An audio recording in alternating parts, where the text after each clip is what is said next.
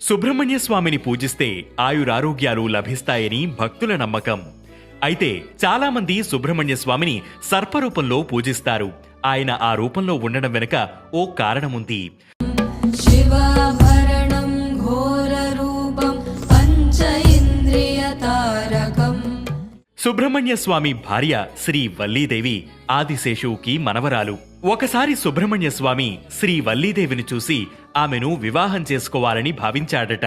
వెంటనే ఆదిశేషు దగ్గరకు వెళ్లి, నేను మీ మనవరాలు వల్లీదేవిని కళ్యాణం చేసుకుంటానని చెప్పాడట. అప్పుడు ఆదిశేషు ఒక షరతు పెట్టాడట. నువ్వు మా అమ్మాయిని వివాహం చేసుకోవాలంటే మా బోయవారి వేషం ధరించాలని చెప్పారట. దానికి సుబ్రహ్మణ్య స్వామి సైతం సరేనని బదులిచ్చాడట. అయితే వల్లీదేవి కూడా ఒక షరతు పెట్టిందట. నేను సర్పరూపంలో ఉంటాను కాబట్టి నన్ను చేసుకోవాలనుకుంటే మీరు కూడా సర్పరూపంలో ఉంటేనే కళ్యాణం చేసుకుంటాను అని చెప్పిందట. దానికి సరేనన్న సుబ్రహ్మణ్య స్వామి వల్లీదేవి కోసం సర్పరూపం ధరించాడట. అప్పటి నుంచి ఆయనను సర్పరూపంలో పూజిస్తున్నారు.